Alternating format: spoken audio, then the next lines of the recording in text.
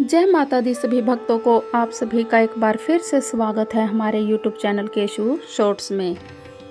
प्रिय भक्तों, जैसा कि आप सबको पता है कि आज नवरात्रि का 7वां दिन है और आज के दिन माँ कालरात्रि की पूजा की जाती है।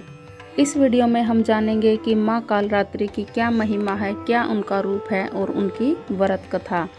वीडियो में अंत तक बने रहे। अगर वीडियो अच्छी लगे तो वीडियो को लाइक और शेयर जरूर करें। आज नवरात्र का 7वां दिन है और नवरात्र के 7वें दिन माँ दुर्गा के 7वें स्वरूप माँ कालरात्रि की पूजा की जाती है। जिस तरह संहार के अधिपति भगवान शिव माने जाते हैं, उसी तरह संहार की अधिष्ठात्री देवी माँ काली को माना जाता है। आदि शक्ति के कई स्वरूप हैं।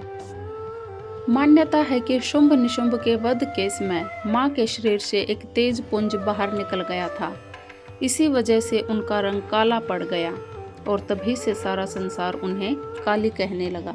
माँ कालरात्रि की पूजा से भय का नाश होता है, आरोग्य की प्राप्ति, स्वयं की रक्षा और शत्रु बाधा दूर होती है।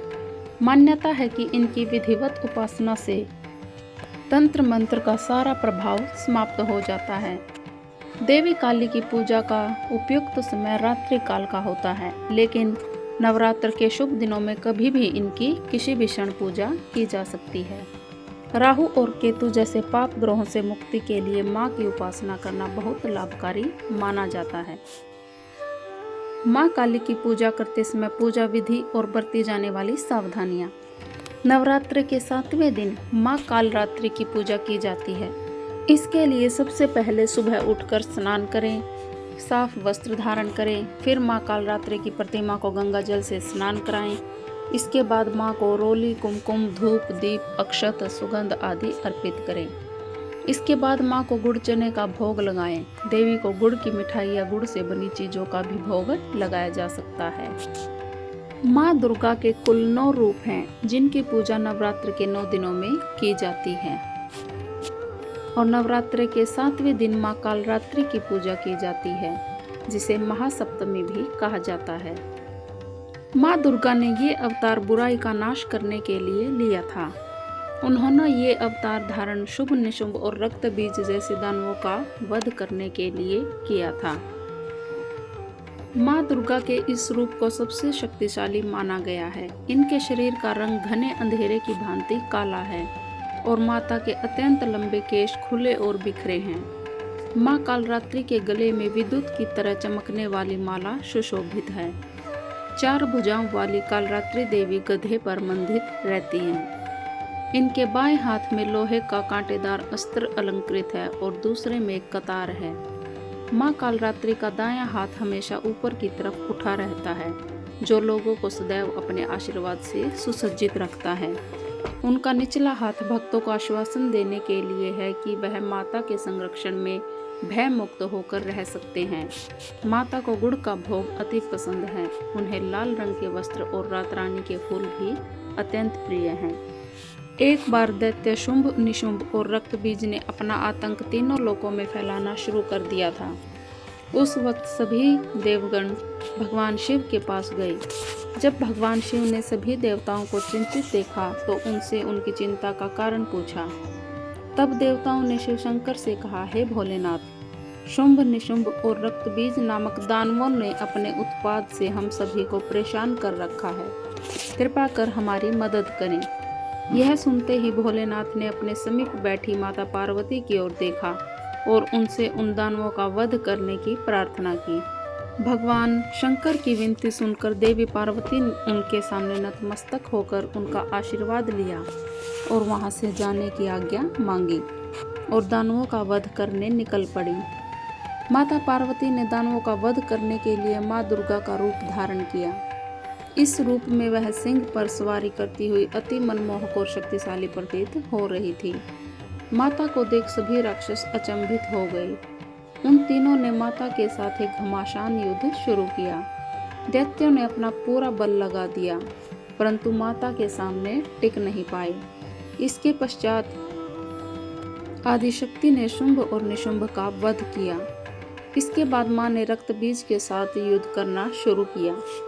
रक्त बीज कोई मामूली दानव नहीं था। उसने कठोर तपस्या कर ब्रह्मा जी से अमर होने का वरदान हासिल किया था। ब्रह्मा जी ने उसे यह वरदान दिया था कि जब भी उसे कोई मारने का प्रयत्न करेगा तब उसके शरीर से निकली खून की बूंद जैसे ही धरती को स्पर्श करेंगी वैसे ही अनेक रक्त बीजों का जन्म होगा। इसी वरदान के अनुसार जैसे ही माता ने उस पर प्रहार किया, उसकी खून की बूंदें धरती पर गिरी और अत्यंत रक्त बीज प्रकट हो गई। उसी क्षण माता ने कालरात्रि का रूप धारण किया। माँ दुर्गा के शरीर से एक ऊर्जा का संचार हुआ और माँ कालरात्रि का निर्माण हुआ। भले ही वो दानव अति शक्तिशाली था, परंतु माता से जीत पाने का सामर्थ्य उसके अंदर नहीं था। माँ कालरात्रि ने रक्त बीज को अपनी कटार से मार गिराया और जैसे ही उसके शरीर से खून बहने लगा, उन्होंने उसका रक्तपान कर लिया। माँ कालरात्रि की पूजा सप्तमी के दिन करने के पीछे भी एक बहुत बड़ा कारण है। कहा जाता है कि 6 दिन देवी की पूजा करने के बाद 7वें दिन हमारा मन सहस्त्र चक्र में स्थित होता है। इस चक्र में हमारा मन सबसे साफ और शुद्ध स्थिति में होता है।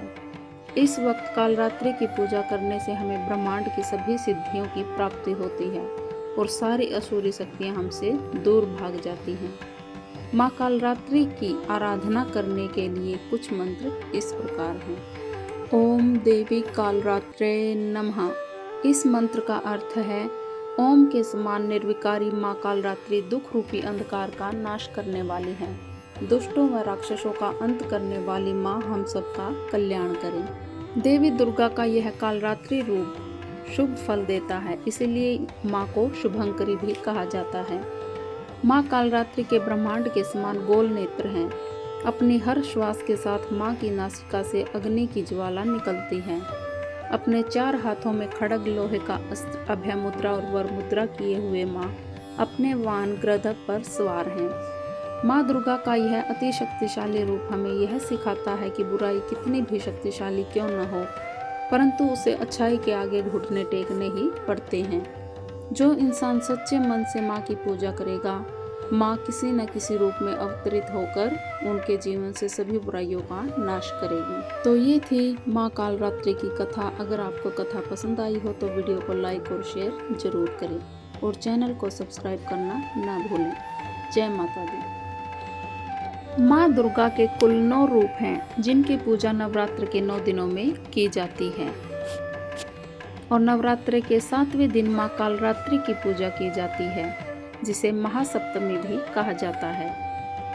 माँ दुर्गा ने ये अवतार बुराई का नाश करने के लिए लिया था। उन्होंने ये अवतार धारण शुभ निशुभ और रक्त बीज जैसे दानवों का वध करने के लिए किया था।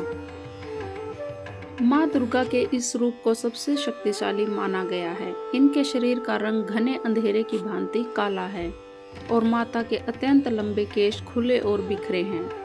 माँ कालरात्रि के गले में विद्युत की तरह चमकने वाली माला सुशोभित है।